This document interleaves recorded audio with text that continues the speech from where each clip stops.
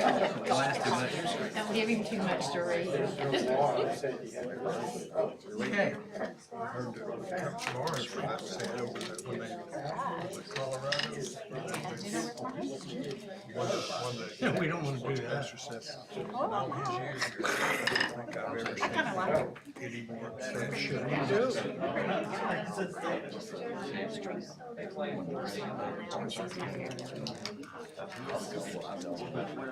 Buddy, at 6, you want me to taxi out and go?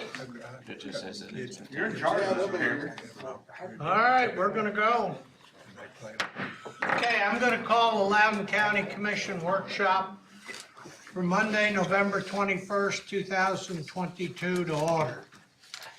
Before I go into general public comments, I would like to ask for a moment of silence for Commissioner Duff, who a week or so ago passed away after 28 years of service to Loudon County. So I'd ask you to bow your heads, keep him in your prayer.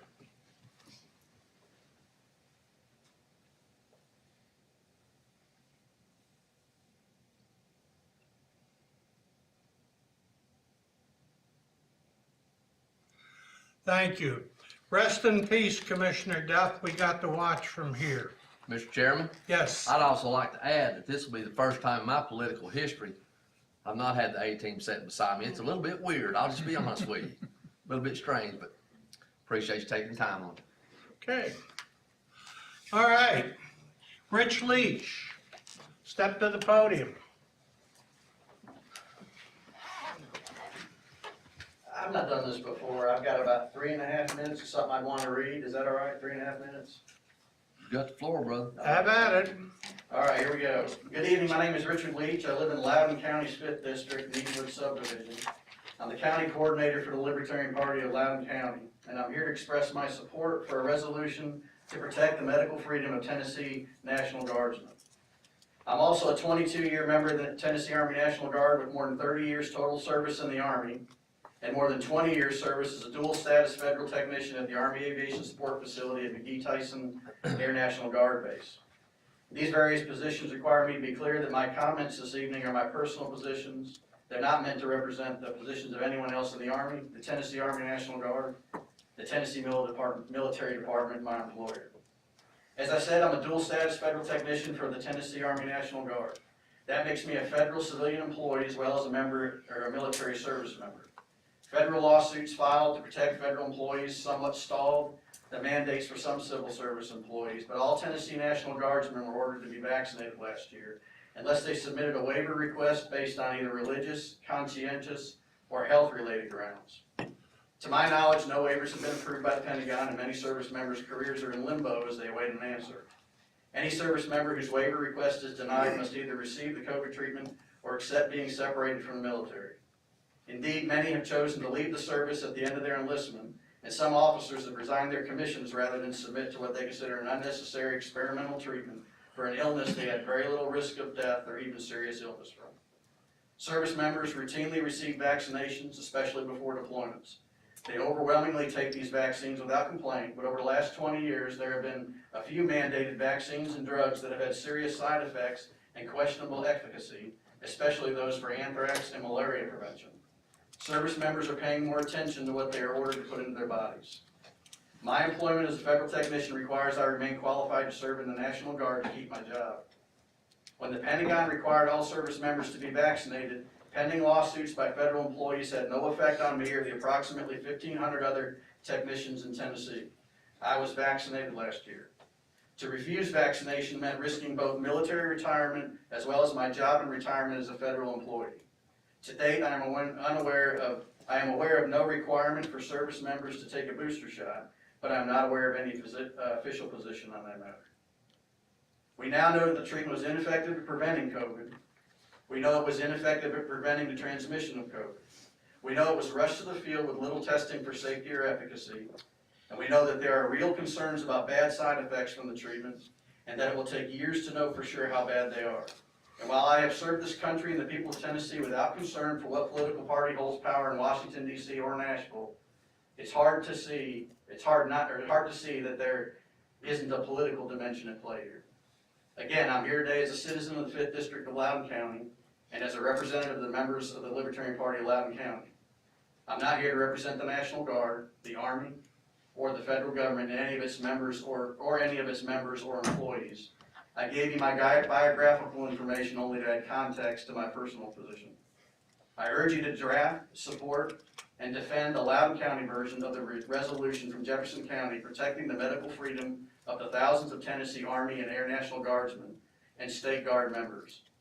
I can say without reservation that their commitment to the people of Tennessee and the United States is unquestionable.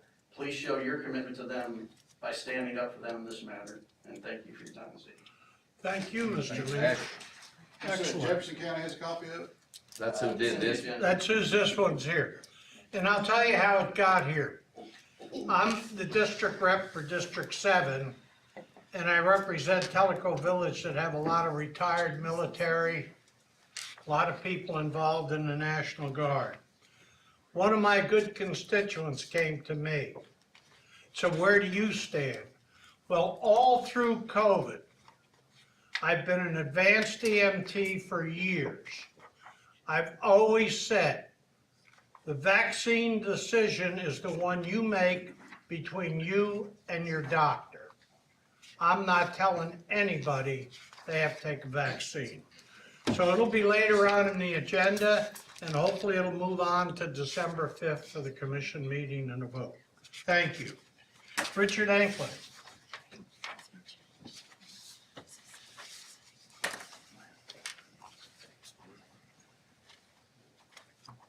Good evening.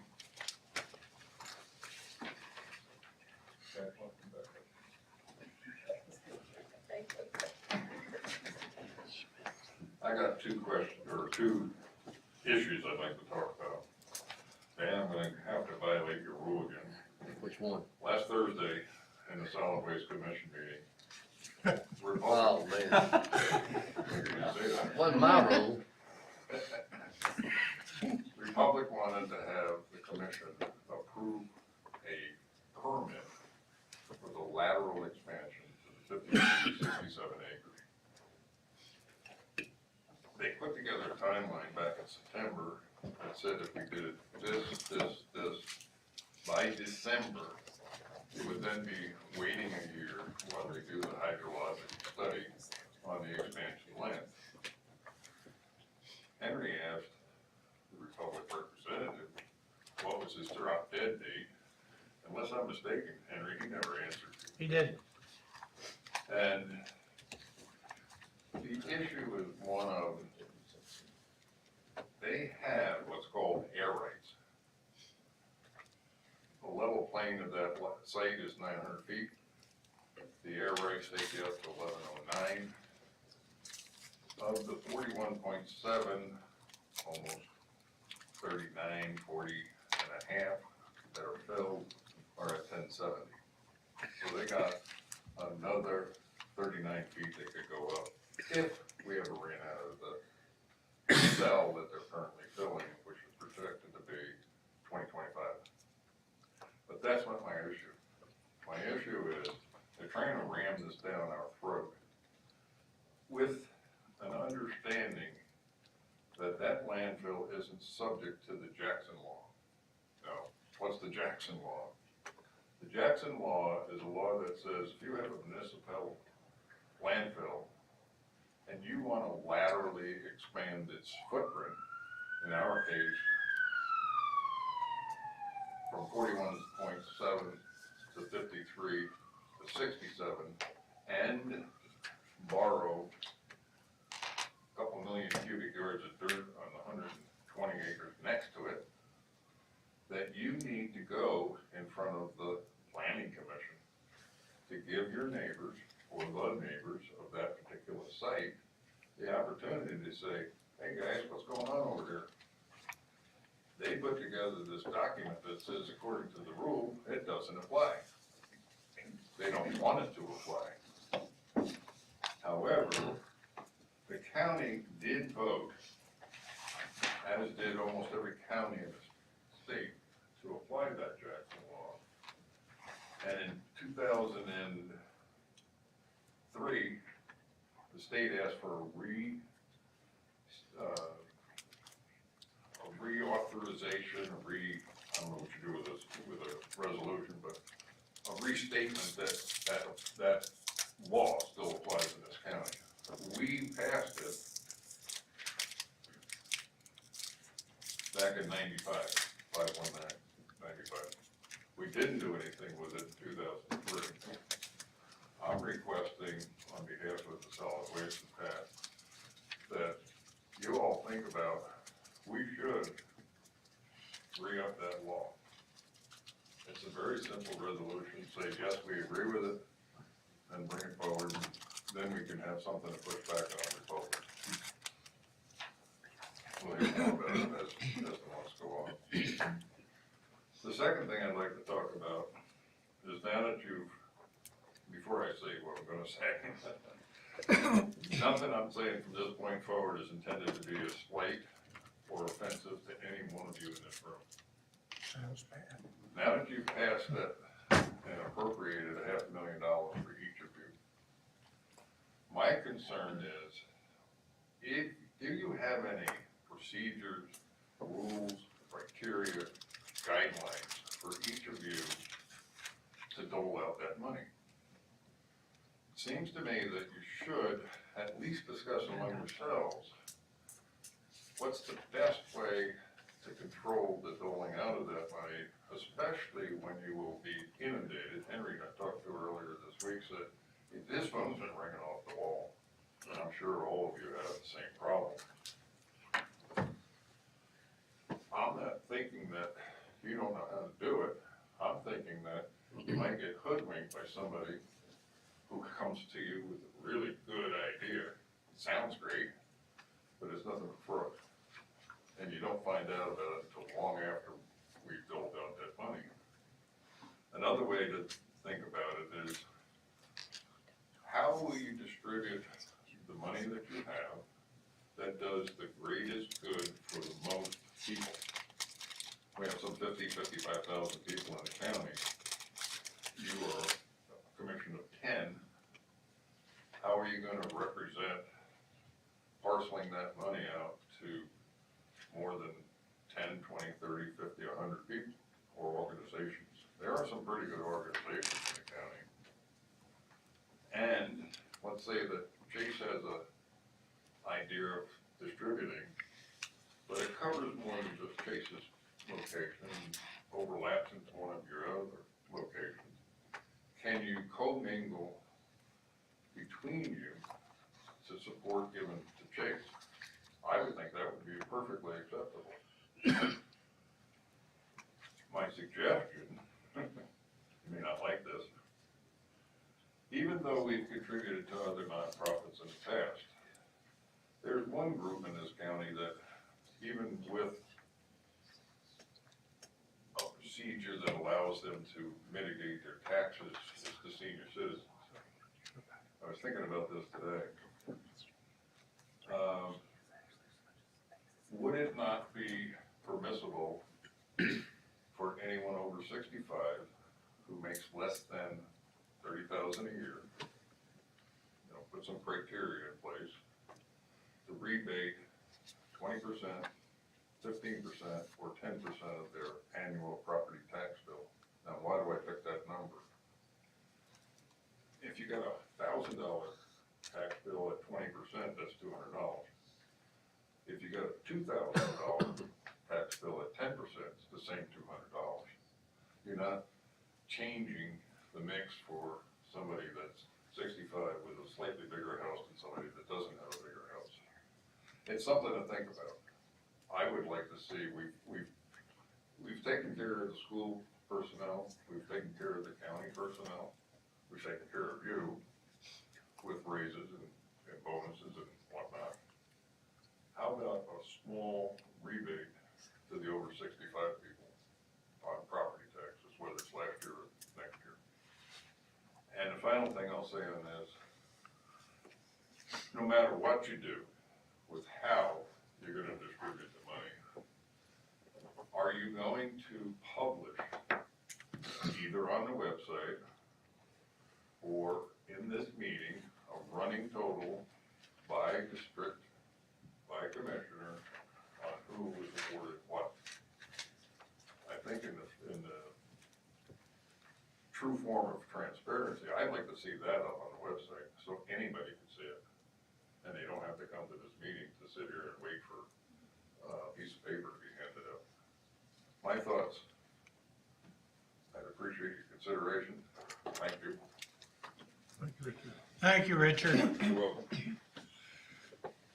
Dan Smith.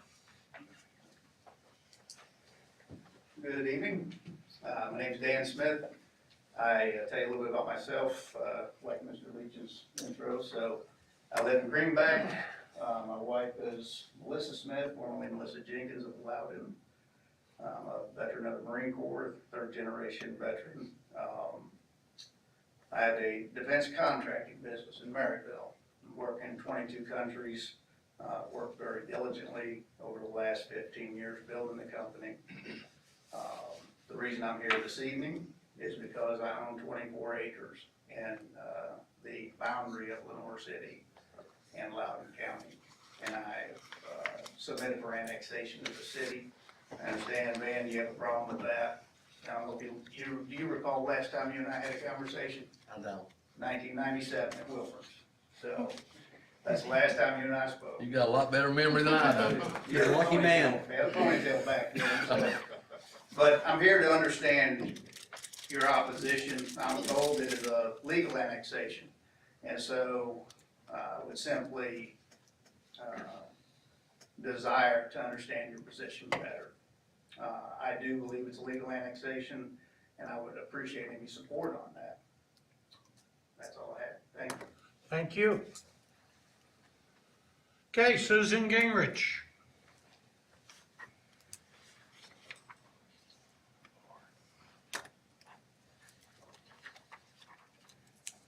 Good evening.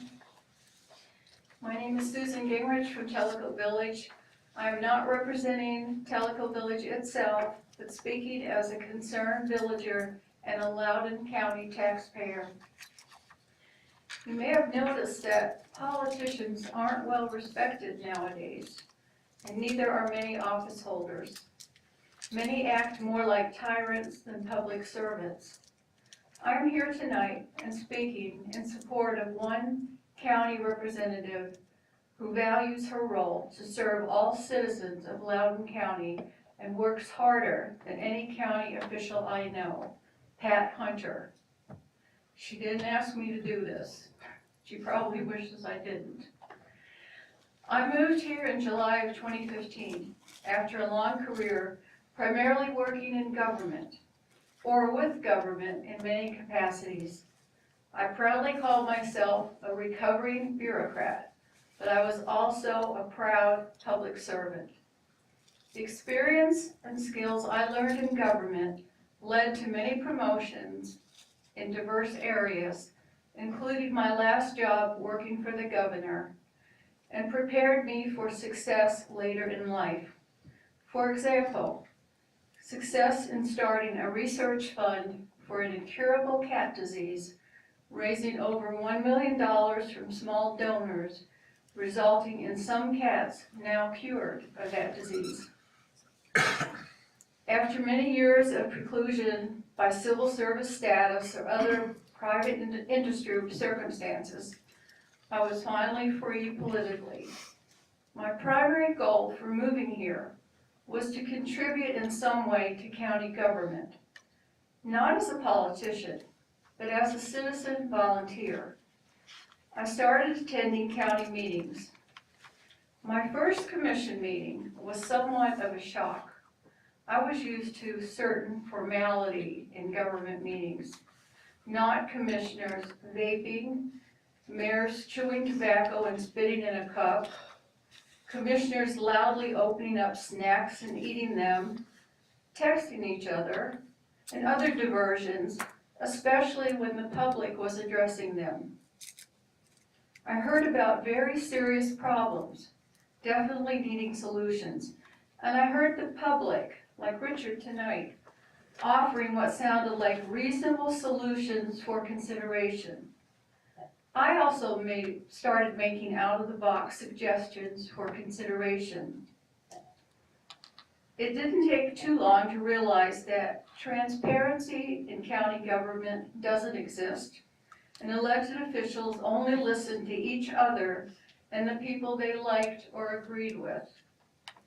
After trying to interact with them for years and even running for county commission, it became more and more difficult to take this county government seriously.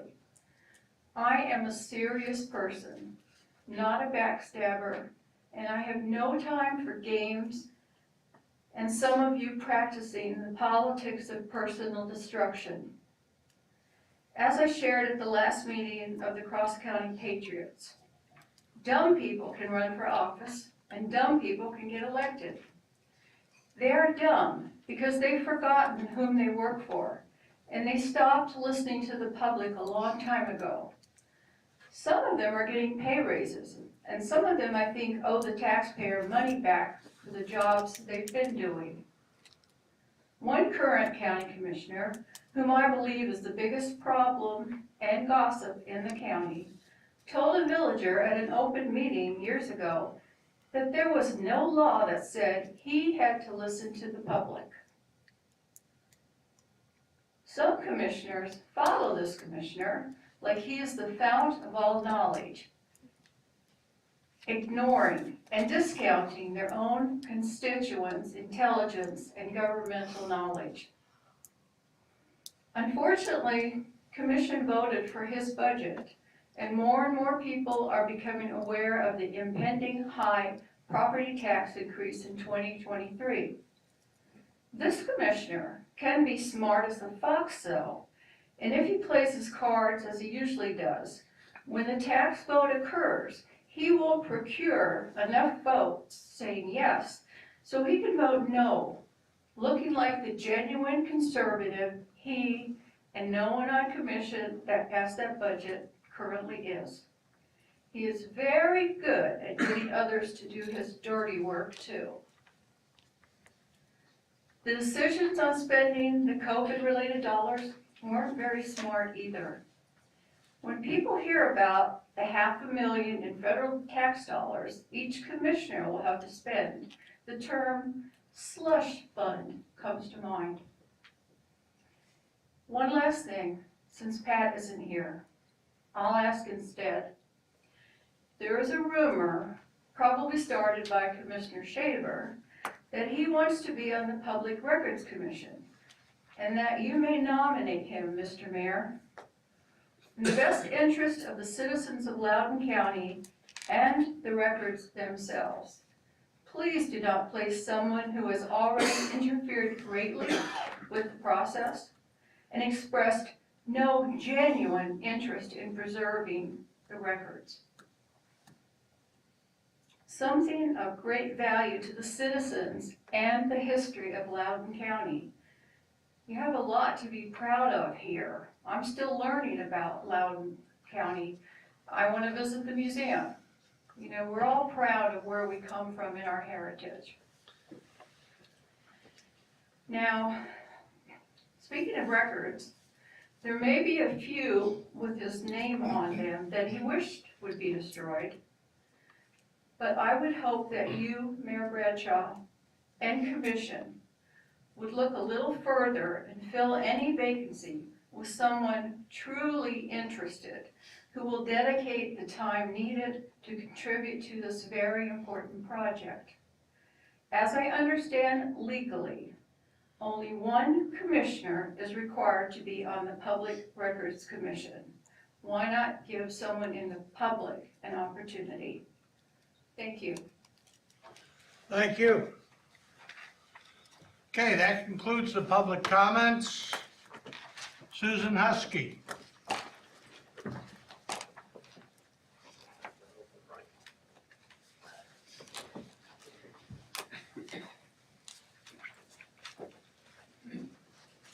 Good evening. I have two multi-year contracts. The first one is for a new phone system. You should have that in your packet. And that cost breakdown shows, what the non-recurring equipment charges will be, but your annual reoccurring cost will be $22,900. And that is really a good deal, a great deal for the services that you're getting for that amount of money. That will replace the phone costs at the county building, the annex, senior center, animal shelter, I think all, just virtually all the everything on county. this end of the, And this is the same money that we've approved for the purchase of the phone system. It was a 3-year contract, so it does require commission approval. the second one is, a multi-year, it's a 60-month lease for a copy machine to replace the current machine at the Register of Deeds that is just on its last leg. I appreciate your consideration, put it on the agenda. Okay, they will be on the December 5th. Okay. Thank you, Susan. Thank you, thank you, thank you. Can you just give us a 30-second update on the courthouse? Putting dresses on, I saw that today. I'm asking her. It was probably dark when you come in. It was. This current phase is expected to be finished in early spring, February, March. Of course, depends on weather delays, you know, you could be looking at April. I do have plans in my office for, the interior, the final phase, which is all the finish in the interior. Steve Harrelson and Lisa Niles are looking at those at this time. It does include, some changes that they have requested to make the office flow better, provide more efficient workspace, more safety, for the employees working in that building. Some of those changes most likely will not be cost neutral and will be at an expense to the county. Once the contractor has given us a cost for that phase, it will be broken down in what is considered fire and insurance and what is expected to be at the county's expense for the redesign of the interior. The insurance company was gonna put it back like it was, which we all know is not functional for today's service, so it does need some changes. And I'll let Steve and Lisa address that when we get that cost quote from the contractor. We're probably looking at the end of December or January before we even consider getting that cost quote back for the final phase. So then that interior phase will start April, May, and that's That's final. our goal. Okay. The sooner we can approve the plans that the architect has submitted, the quicker they'll be able to start providing a cost estimate. Once they provide a cost estimate, I have to submit that to the insurance company. He has an audit company and another construction company that he sends that cost estimate to verify that it's within the boundaries. And that sometimes takes 2 or 3 weeks or a month to get it from the insurance company to the second cost estimator and get it back to me. So, you know, you're looking at a few months down the road before we're able to have a cost to present to commission in the community. Thank you very much. You're welcome. Thank you. Thank you. Kelly Branham, EMA1, come up and tell us about the hazard mitigation plan. Good evening. In front of you, you should have in your packets the hazard mitigation plan for Loudon County. We don't. There's one copy here, I think, right? I'm sorry. It was so big, we just decided since we all got it for a download, rather than print off another 4,200 pages.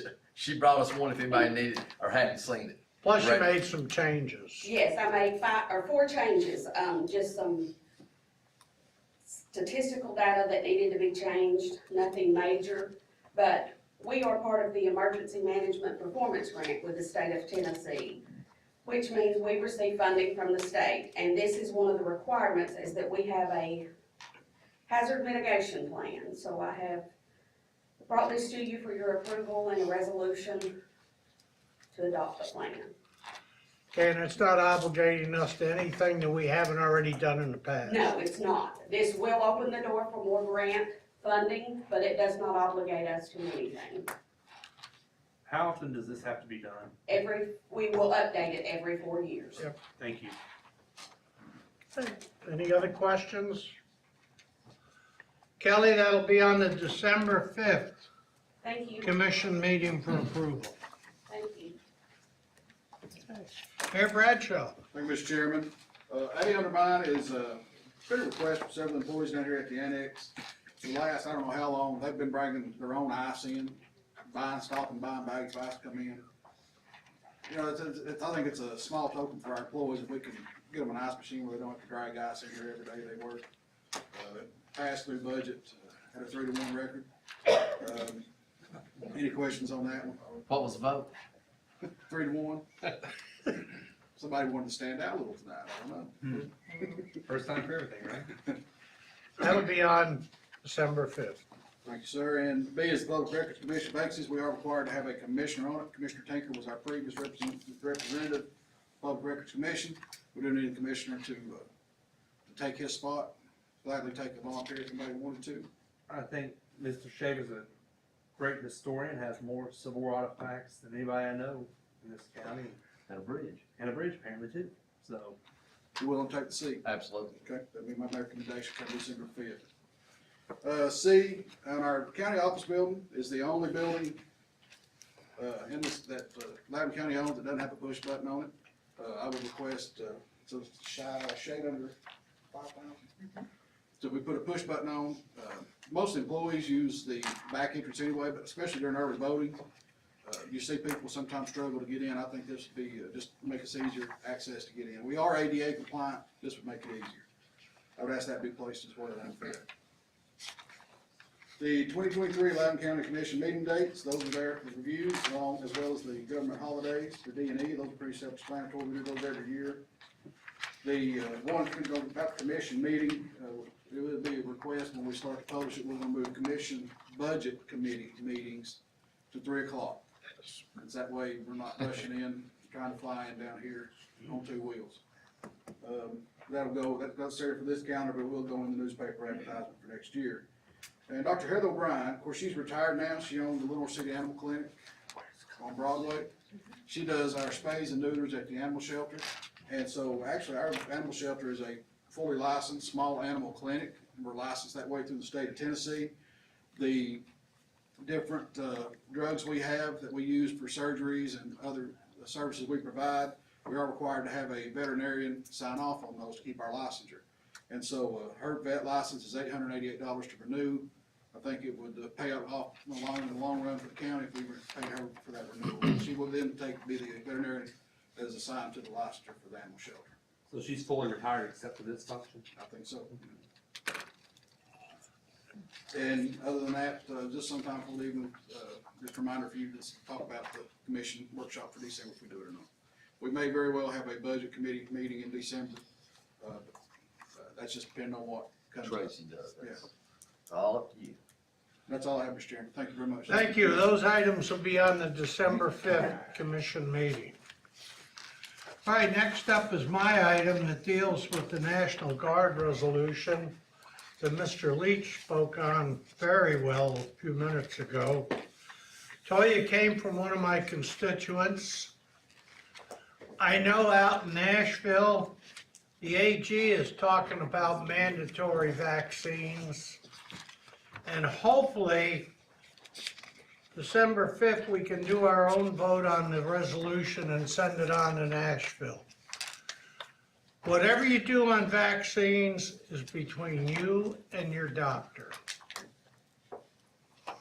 And I'll tell you why. I had a good friend's brother, took the Pfizer vaccine, ended up with blood clots and a pulmonary embolism. And you know what the final line of a pulmonary embolism is. So that's why it's there. It came to me from my constituents. I would ask for on December 5th your vote, send it on to Nashville. Okay. Any questions on that? Van Shaver. All right, Mr. Chairman, thank you. My first item right here is a discussion of the vacancy left by Commissioner Duff's death. Most of y'all already met Joe Morrison here tonight. I've known Joe for many, many years. He fits every bill there is to serve on county commission. In the past, we have, not me personally, but the commission has chosen at a vacancy upon the death of an elected official to turn toward a family member. When Chase's grandfather passed away in 2001, this, not me again, but the commission appointed his mother, who was Ted's daughter-in-law. So I get that one right this time. Then when school board member Rick Best passed away, they appointed his wife to fill out his term. So that's a pretty good little track record we've got going. Joe's wife is Lisa. Lisa's dad was Larry Duff. Many of y'all know who Larry Duff was, especially if you're on our end. All the Duffs were education. So Joe's married to Lisa, which makes Joe Harold's nephew. So on the December 5th meeting, my recommendation, while you don't have to take it, I hope you would consider it strongly, will be that we nominate Mr. Morrison to fill out the rest of Commissioner Duff's term. I'll even look at you, Mr. Morrison, and say, if you want to say a word, feel free. If you don't say a word. Well, it'd be an honor to finish.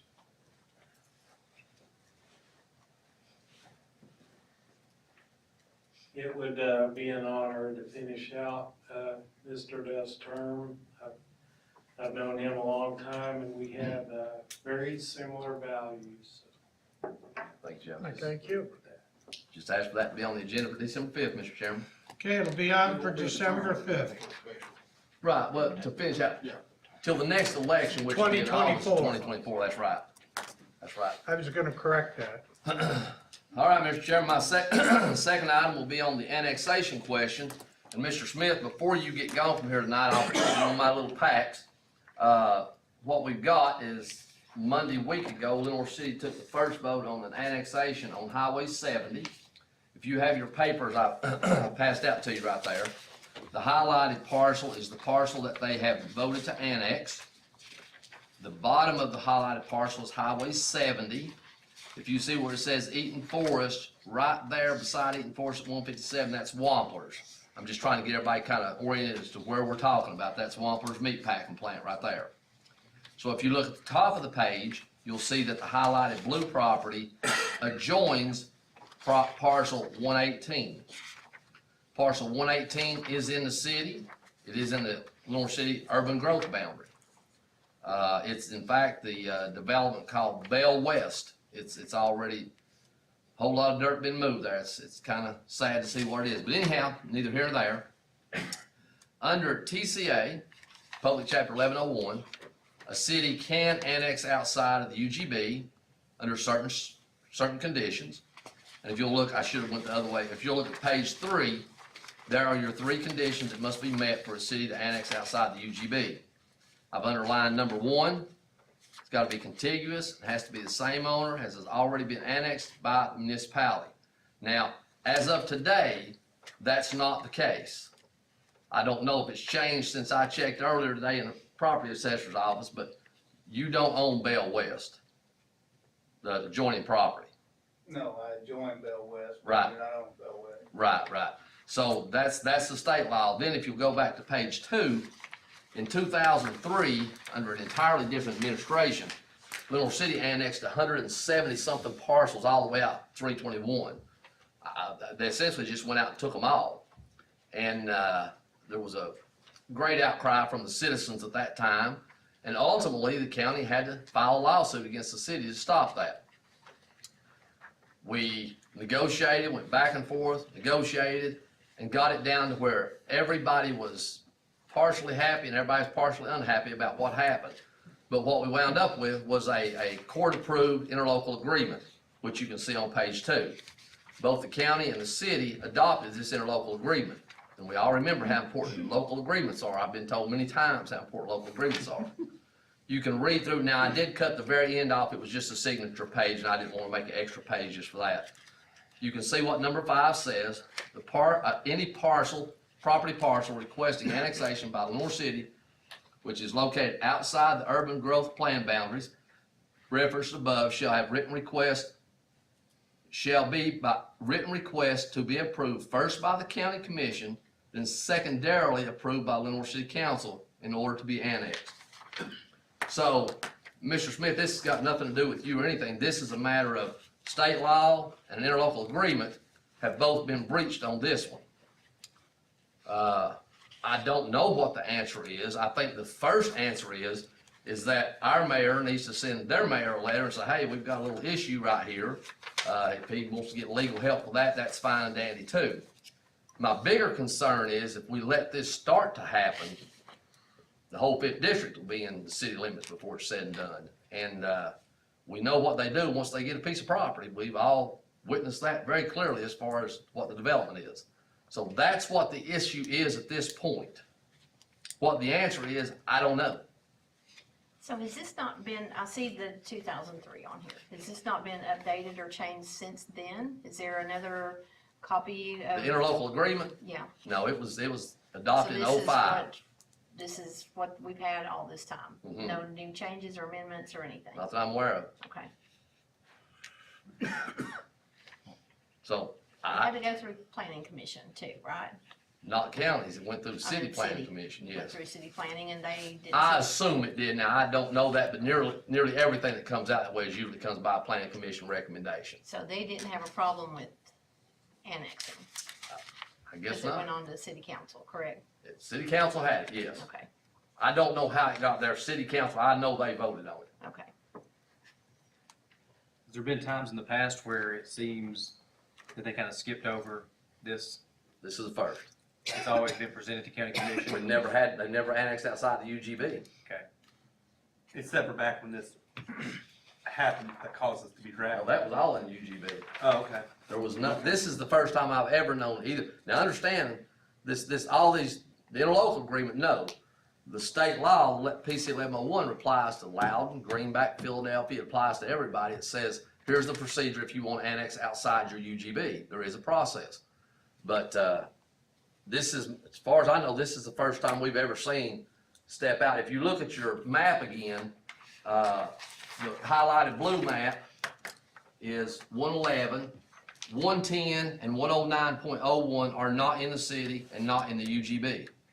108, 109 are in the UGB and in the city. In the UGB, I don't think both of them are in the city. One of them is, but both of them's in the UGB.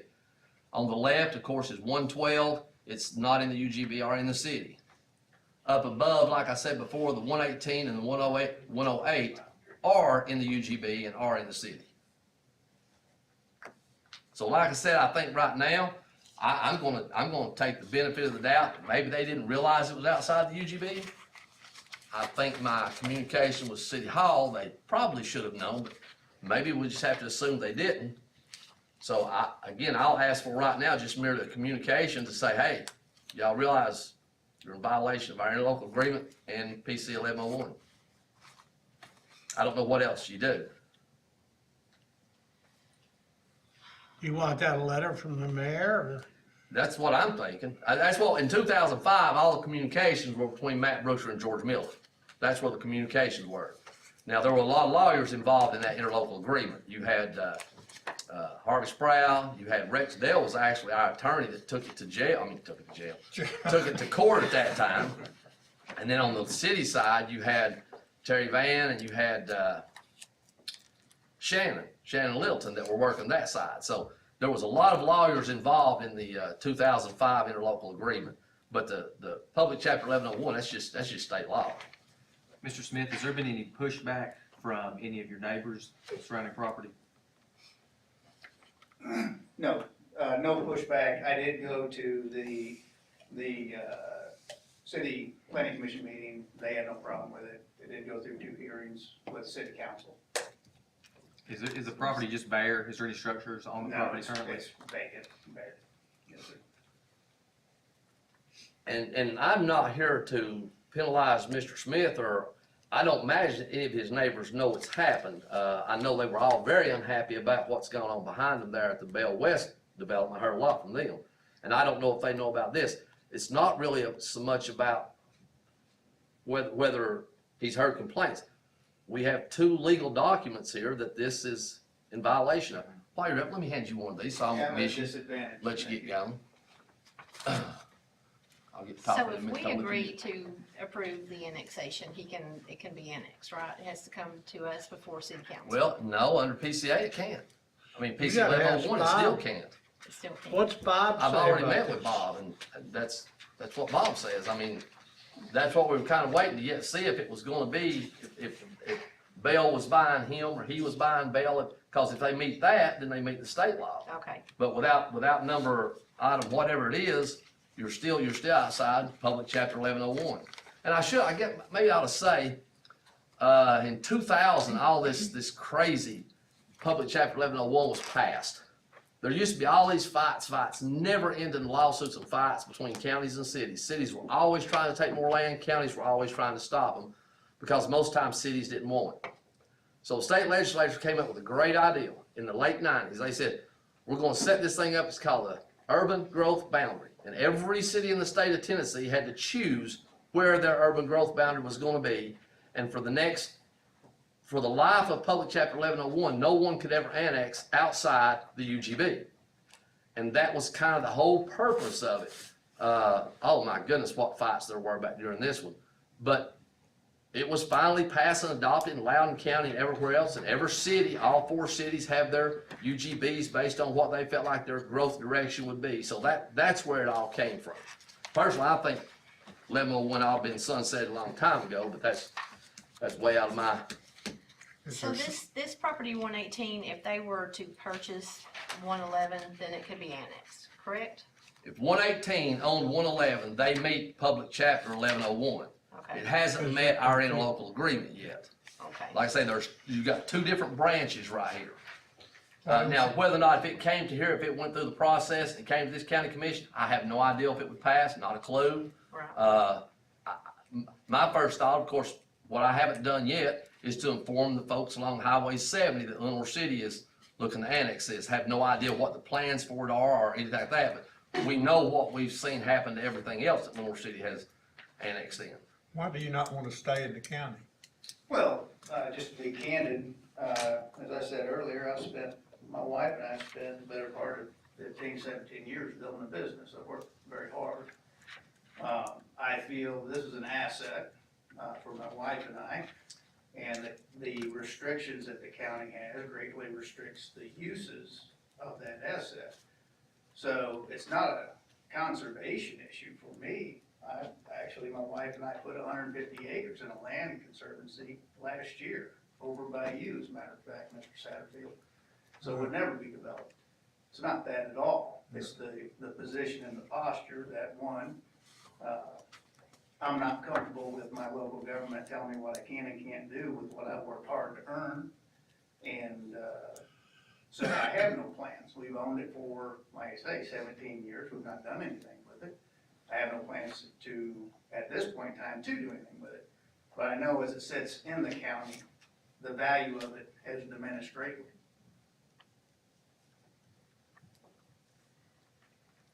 Sounds like you want to, if and when you want to, you could develop it, build on it. Is that what? If What and you're when, saying. yeah. I've got a 12-year-old and 9-year-old boy. Maybe I leave it to them. That's my choice though, right? Exactly.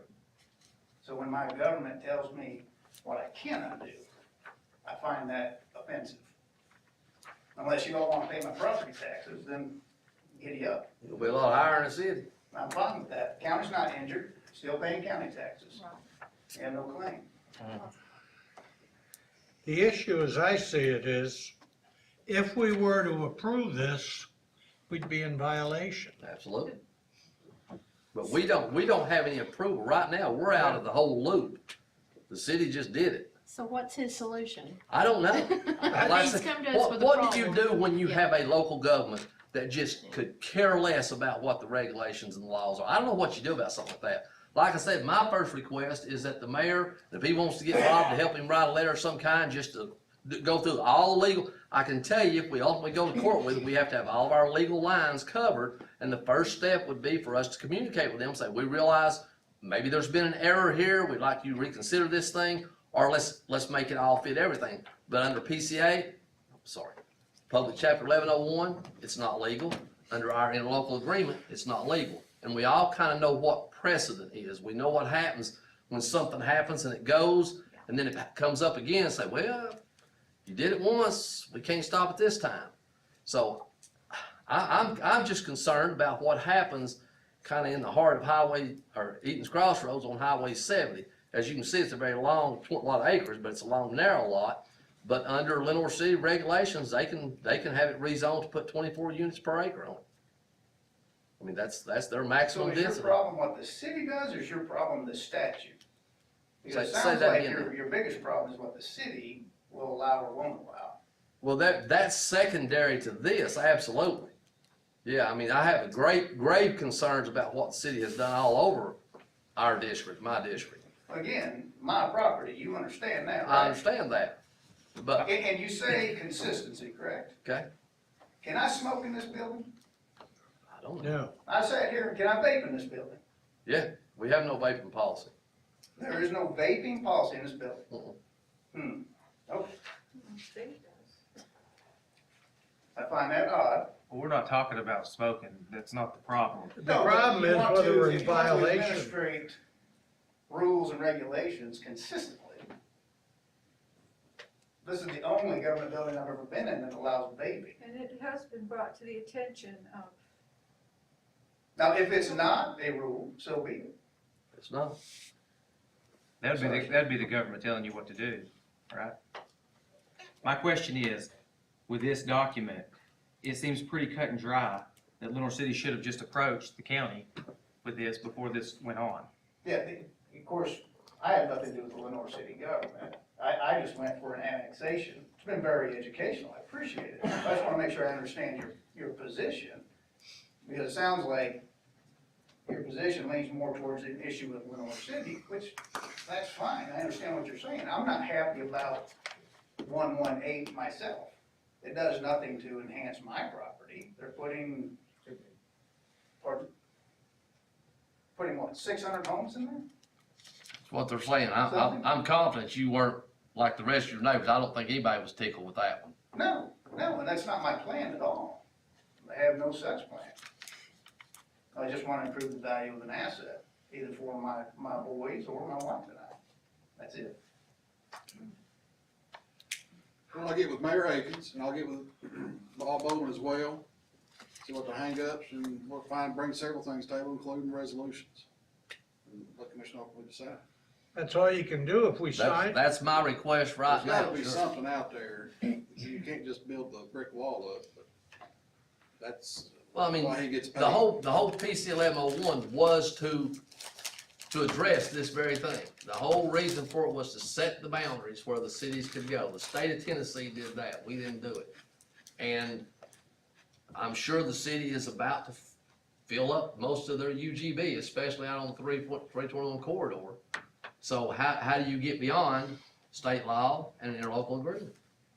Well, And I don't have the answer. I can understand them forcing Mr. Smith to go under annexation, but my gosh, he's requesting annexation. We can't. That confuses me.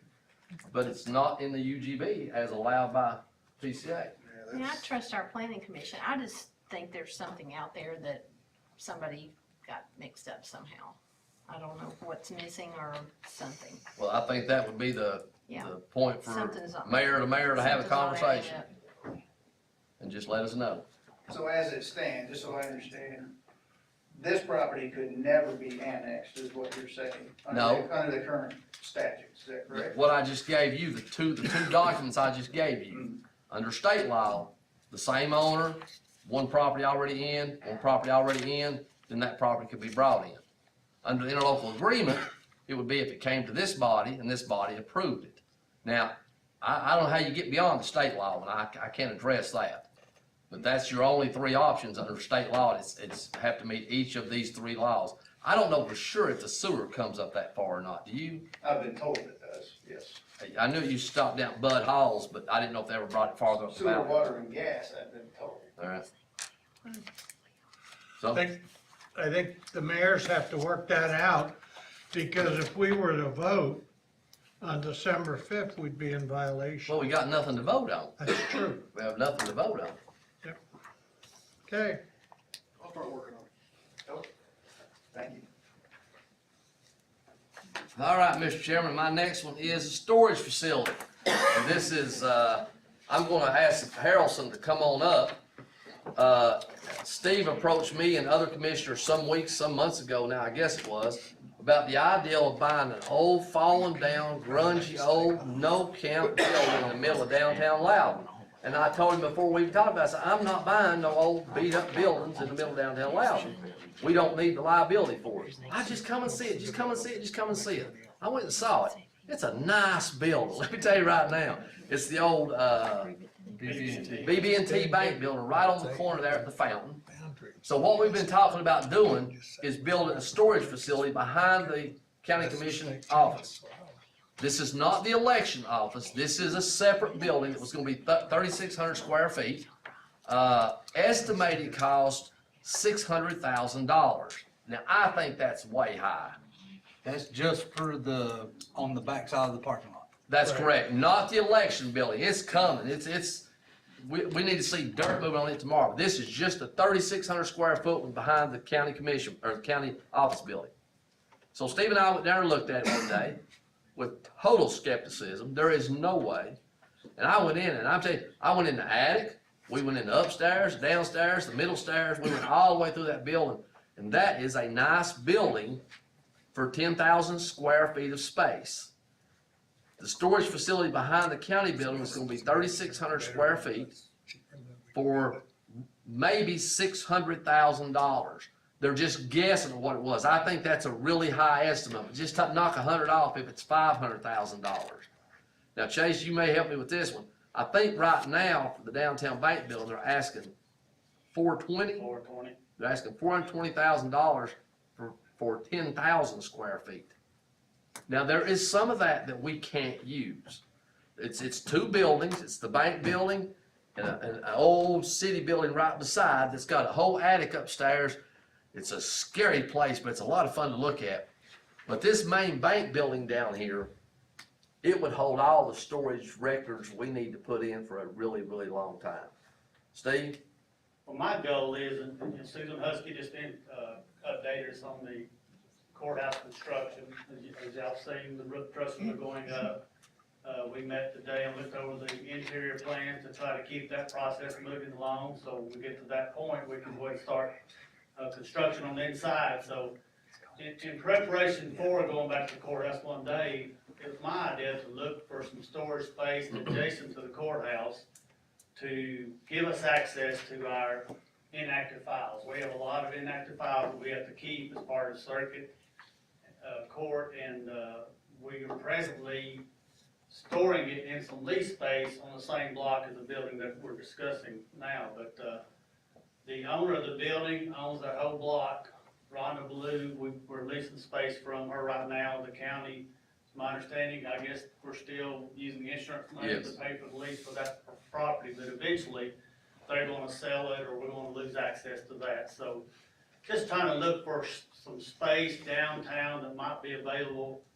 And Rhonda Blue contacted me, and she found out that we were looking for some possible property, and I went down there and met her one day and looked at it, and I was like, Van, of course, I was agree with Van too. When I called Van up, he's like, oh, those old buildings, you're not gonna be able to use that. He was real skeptical, but when we looked at it, he was really shocked. I know Chase and I went down and looked at it and walked through it, and I think it's a great piece of property for storage for the county. It's gonna be accessible to the courthouse, and when we do get moved back into that facility, that if we need a file, somebody calls us and they need a copy of the file, we can go across the street, get it, come back to work, and not have to get it, in the vehicle and drive to the back of the county building and access it that way. So for the square footage, for the price, I think it's something the county really needs to consider as opposed to, building the brand new storage building behind the county building. I agree. It's a good building. I mean, there's a lot of bang for your buck there. New HVAC units, within 3 years probably. New roof. I think it'd be a good thing for the county. Me too. Chase and Van, my two concerns were the HVAC unit, because we do need to have a climate control facility for our files. The other thing was the roof. We don't need to buy a building that's gonna start leaking as soon as we buy it, so. On documents. We don't want to leak on documents. Right, exactly. both of those items are taken care of, shouldn't have issues There's with those two. for many years. Massive vaults, of course, it being a bank, and Steve has things that need to be in a vault of all things, evidence and stuff like that. He's got a little bitty one where he's at right now that he's able to use. But it comes with two big vaults. One might be a little less accessible than the other, but I think the one you're wanting to use is very accessible and easy to get to. And of course, one of the main things we gotta really say out loud on this one is, this will be for storage. I think Buddy, or I don't know who all, somebody has talked to the Loudon codes officer, and it's not ADA compliant.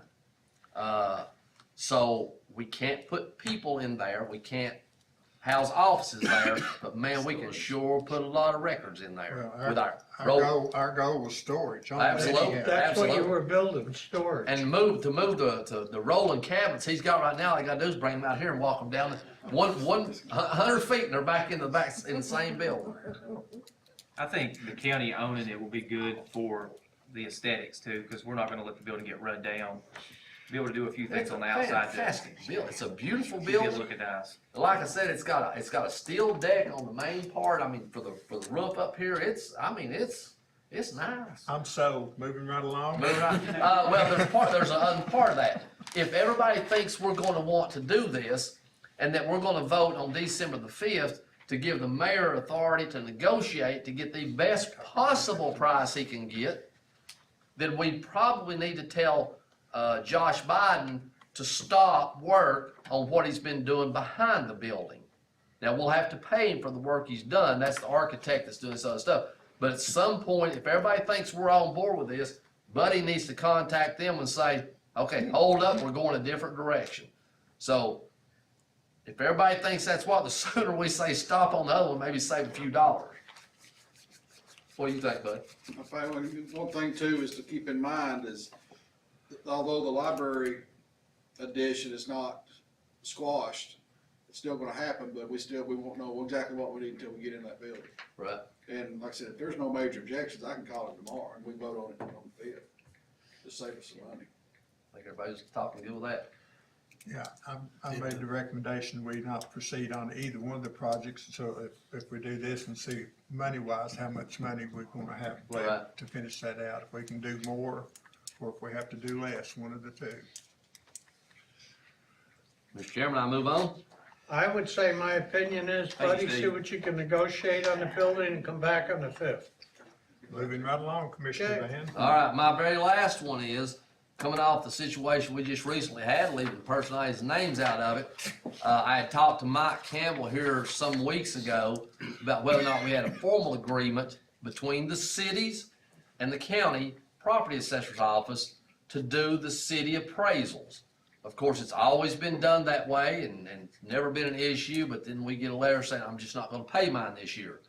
Under state law, if you don't have a formal agreement, you have very little legal room to stand on saying, yeah, you are. If you have a legal agreement between the property assessor's office and the cities, then you have a little stronger hand to play if you ever have somebody that says, I'm not gonna pay my bill. Mike's here. I talked to him a little while ago. If anybody's got any questions with him about it, I don't know that it takes a vote of any kind. I just think, I think anytime we're doing anything financial, there ought to be paperwork and agreements. Do we have that now? We do not. Why As we far- had the issue. You didn't find it today, I don't guess, did you? No, as far as anybody knows, we don't have a formal agreement with any of the cities. It's just always been a given.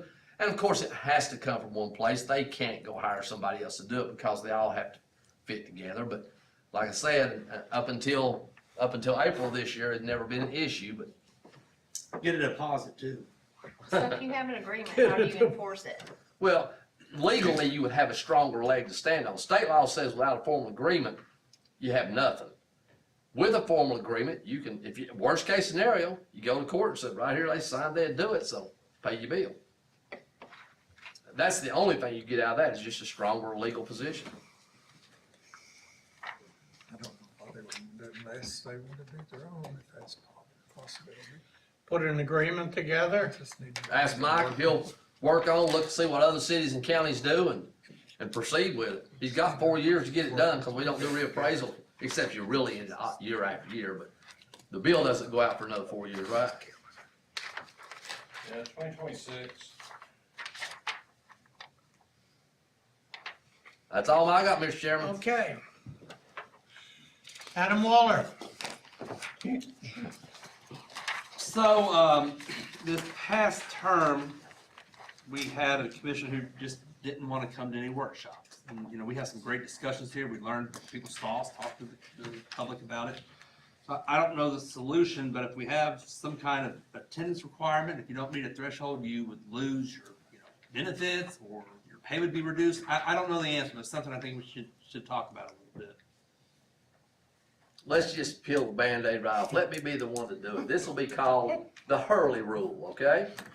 You got that, Hugh? Hurley Rule. Because she just refused to attend. Never in all of history do I think it's ever happened before. It may never happen again, but over 4 years, the taxpayers probably chunked out $75,000, $80,000 for an elected official that just said, I'm not coming. And there's something wrong with that. I don't know legally. I think Buddy will tell you probably legally there's not much we could do. But if we wrote it down on a piece of paper of what the expectations are, at least somebody coming into office, getting elected would think, well, yeah, I guess I better. I don't know. I don't know the answer to something like that. I think the minimum requirement's 4 meetings a year, but that's 4 commission meetings a year, I think, the way I read it. And you can't tamper with pay or benefits unless you tamper with everybody's pay and benefits. Well, if they don't show up, we'll just cut Yeah. everybody's paying benefits. That would really encourage them to show There's a up. lot of moving parts to it, a lot of definitions. Our workshops consider meetings. Yeah. Yes, Just the most important meeting. if we don't have this issue, if we start having Yeah. this issue, It's can we bad. try something at the end, but as long as we're not having it. Maybe the problem was solved with Yeah. the election.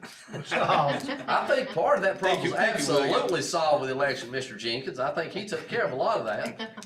So, Hey, and we enjoy being here, so. yeah, I've never seen it happen. I've never heard of it. So we can, if it becomes a problem, we can look at it again. Address I think that. so. I mean, I don't think you'll have that problem For the next 4 years, for no. 4 years. Yeah, and then Well, Gary after- Whitman, I think he just laid out and I said he wasn't coming. No, I'm kidding. He's got the flu. He's got the Let me flu. retract that. Be nice to him. Gary, that was for you, buddy. Okay. I know. Contractor bonds, a lot of counties that surround us have contractor bonds, and Jim and I talked a little bit about it, and a lot of the bonds would cover if a developer walks away to help put vegetation down and prevent erosions, and, I got a lot of problems with just mud getting in the creek up on my end. So I'm gonna ask the planning commission to look at that. There is state law listing the different levels of bonds that are required or allowed for electricians and plumbers and general contractors. I'll bring something, state law.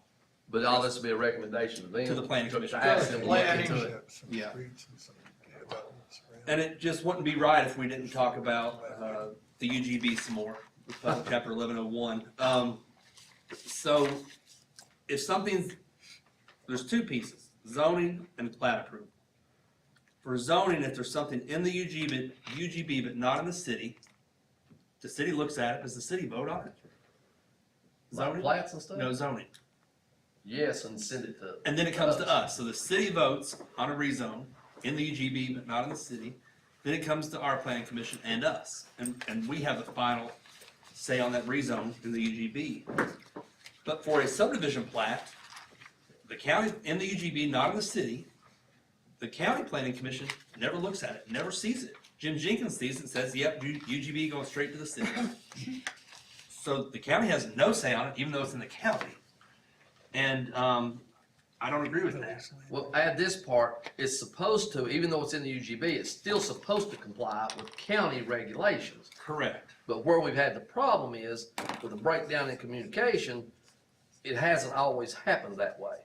You've had more citified regulations applied than county regulations, so it's definitely a point of potential problem. There was the subdivision at the front 9 in Cedar Hills that was approved by the city. It was supposed to have amenities. The only amenity is a beaver viewing trail that walks, it's an old bridge over a creek. So personally, I don't think that's right. So, I didn't know we had that. oh, you got a beaver viewing trail there at the. Yeah, at the front 9 of the old golf Loudon. course. So, Yeah. and that's the only amenity. Right now, we have mud, but it's coming. So I don't know the answer. Is this just in the plan too? I don't know what to do with it. I just want to bring it to y'all's attention, because I mean, and I'm fine if the city wants to look at it and then send it back to our planning commission for approval, but I just think it's odd and not right that the city approves it and the county don't even get to look at it, so. But if there's a subdivision coming in the county, that those plats go Gotta to come here. planning commission, then come here. If the city's not involved at all. We don't view plats, that's solely the responsibility, that's an administrative function of the planning commission. So if they meet criteria. All we ever what- see is zoning, that's all. That's it. I mean, That's county like- commission ever sees. Emily's Landing would be an example of that. Perfect example. Should You know, never happen. It's built in the county, but it's Lenore City's UGB, and That's we, right. we didn't have the, Didn't have the first word in what happened at Emily's Landing. So Lenore City provides fire protection? No, No. no. They try to apply county standards from their end, Okay. when they're always, I mean, we're doing. Fire a lot protection of comes things, after so- annexation. UGB approvals have nothing to do with the city, and they just let them build, they don't provide any. So Lenore City handles it that way, but the city of Loudon said, now we don't want to. yeah, Chase, now you and Bill, listen, Loudon, we don't do it that way. If it's in Loudon's UGB, it comes to the county planning commission. So So we don't know how Lenore City, we don't know how it happened, why it is that way. So I'm digging into that one, just FYI. Work through the planning commission with it. Well, like I said, there's 2 or 3, there's Emily's Landing on the right side and that other, Bella's Landing. Bella's Bella's. Landing, and none of that came here. I mean, We have 2 up in his district, 1,000 feet above our farm. Quail Hollow, that has the Beaver Viewing Trail, and Farmstead, which is right there at North Shore and Bill's Chapel. And that's 2 very large developments that they're not in violation of anything, but we don't know what they're gonna be because the county has never seen it. But being outside the city limits of Lenore City, they don't, the city provides no. No fire services. Protection, no Nothing. services of any kind. Nope, Okay. work with planning. I'm trying. Okay. The last thing is Virtue Road, which is, it hits the Knox County line. It's up there at Dixon, it's in the 6th district, it's the old Thompson Farm, there that's between Virtue and Martell Road, so this is on the north side of Virtue Road. That straddles Knox County and Loudon County. Knox County Schools are in the process of buying 40 acres of land right at the county line, putting in a school. I was talking to Billy Joe Pickle earlier. That road on our county side is about 13, 14 feet wide. I have a huge fear that when the school gets built, if people turn left out there and come through us, it's gonna be an absolute nightmare coming down Virtue Road. So that being said, I would like the mayor to write a letter to the Knox County Board of Education, expressing our concerns, and as they plan this school, to please kindly direct traffic eastward. Kinda like the one up in Farragut, it was a subdivision in Farragut though. What was the little road up there, Van? Alan Kirby. Alan Kirby's, County's just like a one of the block. roads that's gonna be the problem he's talking about. That's where the bicycle guy's suing us coming. Alan Kirby is what they call it on Knox County side, we call it Virtue on our side. Yeah, well, Send me the names and details, I'll send that Oh, on. yeah. And Bill and I talked about it, and Billy said he'd be happy to sign it too, because I mean, like I said, the road's 13, 14 feet wide, and, a bunch of cars turning left. School that far south. Who knows? $100,000 an acre they paid for it. How much? $100,000 an acre, 32 acres, $3.2 million for 32 acres. How many acres is B. Ray Thompson on Knox County side? It's 400 total, I don't know how. It's like Big three, Ray's whole place? yeah, Okay. Yeah. it's like 300 on Knox County side and the county splits it and 100 acres on our side. So our side is under county regulations, the right side is on Farragut regulations and Knox County regulations. And so as soon as they start this school, they'll build no telling how many thousands of new homes right there around that school. It'll be something or another.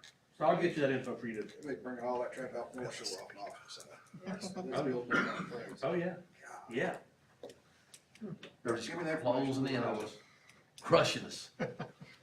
But I believe the owners are gonna keep the Loudon County side of Thompson Farm as a farm. Well, no, maybe 2 houses per acre if it is. No, they're keeping it as a farm. Moving that's right great. along. Moving right along, I'm done. Budget Thank you. recommendations. It's my job. Thank you, sir. Okay. I apologize for not arriving at the meeting prior to the beginning, because I've got some distributions for you that I'll distribute after the meeting. There are some documents that will have to be updated based on the budget committee recommendations, and I'll get those to Tammy, and then she can forward them on in your packets of information. But there are some items that will be on the agenda. One of them is related to the fact that the county utilizes United Community Bank. Several years ago, when the county first did direct deposit, the county approved utilizing First National Bank for that purpose. And of course, years later, United Community Bank bought them out. Well, the bank has contacted me. There's some paperwork that needs to be updated. And one thing that needs to be done is that the county needs to basically reapprove under the name United Community Bank. And once commission approves that, then I'll get the paperwork back to the bank so that everything's taken care of. So that will be on the agenda. There will be 4 grant approvals on the agenda. There are no matching funds for any of them. 3 of them are for projects and equipment at the sheriff's office. The other one is something that the mayor and I were just made aware of last week. It is a grant for food insecurity. East Tennessee Development District contacted us to let us know that grant funds are available for the county to be a pass-through agency with food bank for the purpose of assisting the food bank to provide food to people in need. And this grant will purchase equipment, refrigerators, freezers, as well as supplies that they need, not food, but what they need to do that. A resolution will be required, and between now and the commission meeting, I will get in touch with East Tennessee Development District to get the language in that resolution and any other information that we will need. The deadline for submittal on that application is January 31st, and the funds have to be spent by the end of the fiscal year. They have to be spent by June 30th, so. And do we dictate where that money goes? Pardon me? Does the county commission dictate where those funds go? I would say that it would be up to the county to dictate which food bank, but that's the county information that we will get between now and the next county commission meeting. We discussed this quite at length earlier, and there was at least one that voted no. Somebody told me you couldn't vote against hungry people, and I said, watch.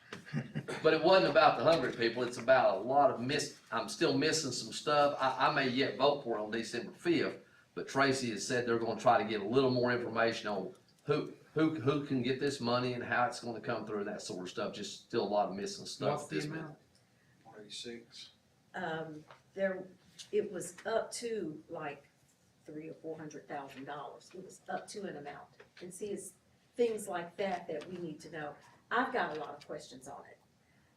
I guess I've got a lot of confidence in East Tennessee Development District as they work with economic and community development as far as making the county aware that this is a possibility.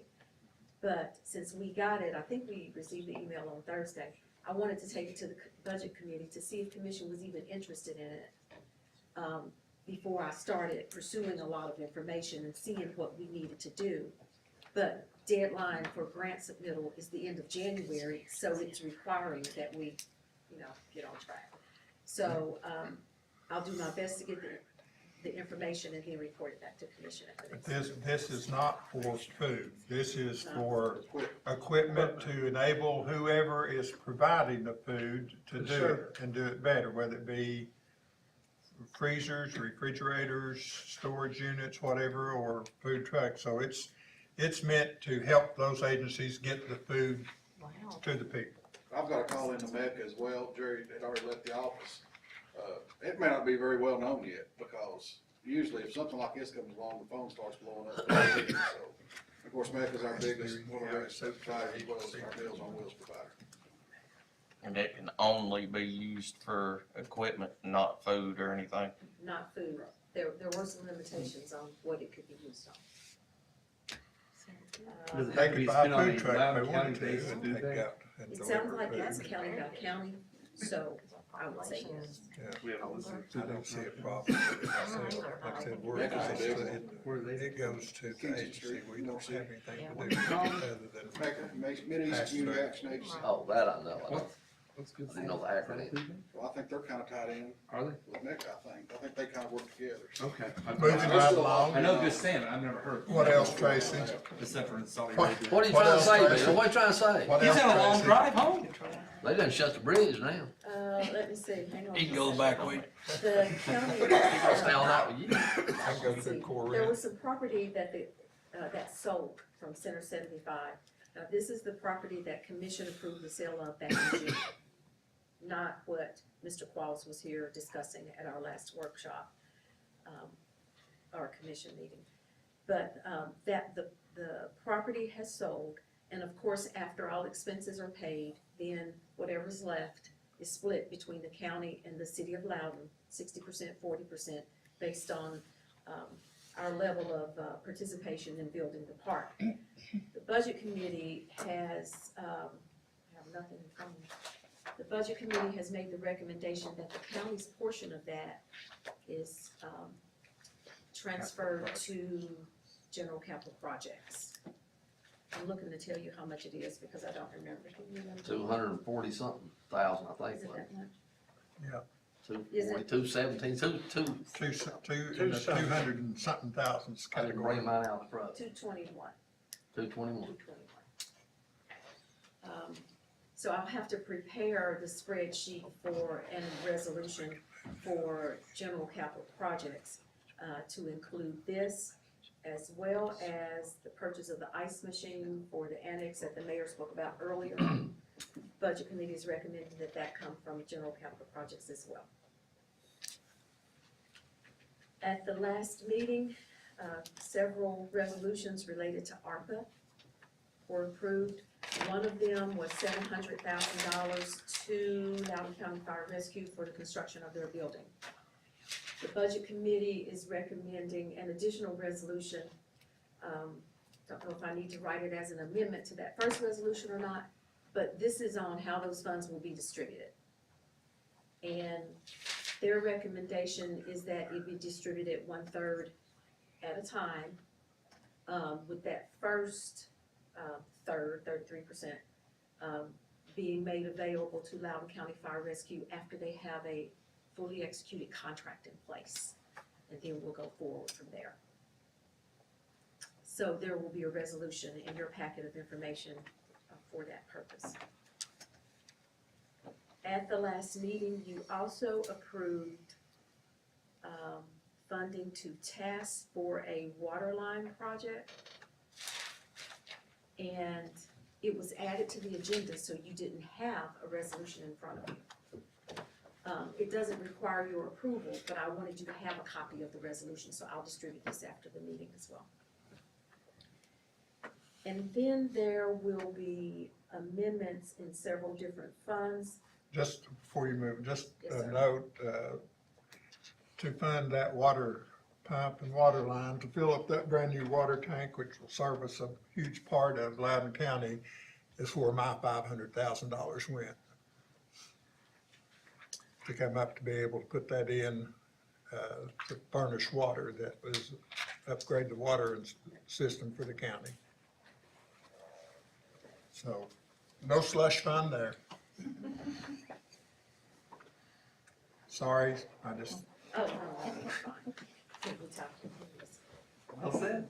There's one, there'll be two, I think, amendments in Fund 127, and that's where the ARPA funding is. Since the last meeting, the one-time pay adjustments that's been distributed, and it's actually less than what was estimated. About $38,000 less in sum total. So, the amendments in Fund 127 will include that much of a reduction in the appropriation for the transfers to the other fund for that purpose, which means that the amount that you have that's still available from your revenue loss from the $10 million just increased by $38,000. So you now have $1,524,000 available that you have not yet appropriated. So after the meeting, Don't listen, don't listen. I'm writing it out right now. after the meeting, I'll distribute what I have that's ready. And any spreadsheets for amendments do not have the resolutions with them yet. And you know, we have to have a resolution for each one, but you'll get that in your packet of information, along with anything else that just needs to be revised because of budget committee recommendations. I think that's all. I left a Thank you, second Tracy. too early. I hope I didn't miss a whole lot of something. But I think you maybe ought to hit the public records thing that we did. That one Okay, that. was a little odd. There is an amendment that will be in the county general fund. $3,200 about. And it is to purchase equipment for the county historian. 31, 146, 41 or something like that. $3,146 and whatever. Okay, and, the county historian was at the budget committee meeting and described the program that he, has been involved in. He's using, videography to capture some of the county's history. And there's also a YouTube channel for this purpose. The subscription for the YouTube channel, he said he has been paying for himself. But Subscription for a YouTube channel? wasn't that what it was for? Yes, yes. It was A subscription. YouTube channel's free. But no, it was, Oh, it maybe was, it wasn't. it was something else. It wasn't for the YouTube channel. It was $300 for, It was The for. website. no, some kind of license or, I didn't. 1-year membership for Loudon County Virtual Archives. Yes. There you go. There you what go. it Thank was. you. There you go. It's in here somewhere. Can I see that one? When we're done. I'm She's just- got it for you. Sure. Oh. You got a copy. And I will, I just didn't dig it out, I'm sorry. He was just a visitor at the budget. He's got more information than he ever said there. That was good government action. Yeah. Oh, yeah. Let's see. So who would own the equipment? Well, I was gonna touch on that. Loudon County with all the equipment, Mr. Tuck will come and sign it out as needed. And if it's a 2 or 3 day thing, he's not gonna bring it back every day at 4:30. But in my opinion, that was bad. In case it was stolen, we could replace it, but rather than him have to replace it. But still be property, still be managed as an asset for Loudon County. And the schools don't have anything he can borrow? Well, that's just it. He's missed out some because they're not always available. Right now, he's been borrowing Lenore City's, hasn't he, as It's a small amount of money to make an effort to preserve the heritage. Can I tell you how great a camera iPhones have nowadays? I'm just telling you, he's been I'm doing just it. telling you that iPhones have a great camera. That's fine. He's doing this out of the good, I mean, And it's not just the camera itself, it's some equipment. some It's, yeah, there's high equipment. A storage, lot of other stuff. Or, yeah. he does this so he can actually put these on. If you want to see the interview he did with a World War II veteran from Loudon County, you can go to YouTube. It's on find it. YouTube, I've seen it. If we were able to purchase that building, going back on that for the storage of records, would it be possible to make him a private office there and not have to follow ADA? Nope. No, Can't touch it. It doesn't make sense. It's not Well, ADA well, approved. It's gotta be ADA, it's gotta be ADA compliant. let me tell you how it works. But anybody goes in, you have to add bathrooms. Let me tell you how it works, and I'll take you back to 2003. We're just all sitting there minding our business, and these two guys land at the county office building from Washington DC. And they say, oh, we have a ADA complaint against Loudon County. We're now gonna do an audit of everything in the county. So we had operated for years without a problem, but somebody turned a complaint into Washington DC. And when they left, we owed $500,000 for an elevator, for switching the handles on toilets. I mean, that's what happens. All you gotta get is one complaint, and they come down, and they don't just come and look at what the complaint was on, they come and audit your whole place. We just had to, with the city, we had to go through all of our buildings and make sure they were ADA compliant, and what wasn't, we had to fix. Yeah. So Yeah, me and it's- Leo it's a Bradshaw government spent 2 weeks with these two guys from Washington DC. And this building, for instance, was designed and met code. It didn't need an elevator. You had a lower level, handicap entrances to everything. You had an upper level, handicap entrances to everything. So we're good to go up until ADA guys show up and they said, no, that's not how it works. You have to have an elevator because if somebody's upstairs, they need downstairs. Well, that's fine, not a problem, so we did that. But it's not even about the public, it's about employees. Right now, a lot of your private companies still don't have to meet the level that government does, but you might, as an employee, you might decide not to hire someone because they have some form of handicap and couldn't climb stairs to do something. So therefore, you might potentially be lean to not hiring somebody like that, which would be very, very wrong. So that's where all the ADA compliant comes in. So we get in this building, you put one person in there that anybody's coming to see, or even that employee, or even that volunteer. If somebody files that complaint, they're coming. Wonder what'll happen one of these days if we have an elected official that has an ADA problem and needs access to put records, review records in that building. I don't know. We're clear with Loudon right now on that one, though. Travis Gray's one. I mean, he has said we can definitely do storage. Oh, well, just, Oh, well. you party pooper. I'm not a party pooper. You federal government's a party pooper. Okay, any further for this commission? I got one. Go ahead. The other day, and I wasn't able to get it on the workshop, but I was approached by a member of the 911 center, and we have this thing called incident paging, and they wanted me to get a vote on who wanted it. What commissioner wanted it and who doesn't, so. When is it? It's on the agenda for our next 911 board meeting. Are you sure you were supposed to bring that up here? Yes. Okay. Is that what I It's- already have? Are we just raising our hands? Yes? Yes. If you want it, if you don't, What don't is raise it? your hand. It's an app. It's all the incident Any- pages. I do. Any call, emergency call in your area, you'll get a message on it. What's in your area, your district, or, I mean? Well, like us, it would be all of Loudon. Yeah. Philadelphia, Loudon County Fire Rescue, and So if there's Calico an Village. incident that happens, Anything happens in there, you get a message. Shooting range. No, I mean, some people do not have that. Oh, Touch you, that. oh, absolutely. You want it, you want it. You do. Yes, you do. Whitfield does. Yes. Hey, Whitfield, You can put Gary Whitfield down for it. yes, Whitfield, yes. Some of us used to have it. It's not brand new. No, Boy, it's no, a we've great had way to it keep for up. this. I'm telling you, I cannot believe you brought that Well, I up. was just asked the question. Okay, Good deal. report back. Glad you got one on it. Is that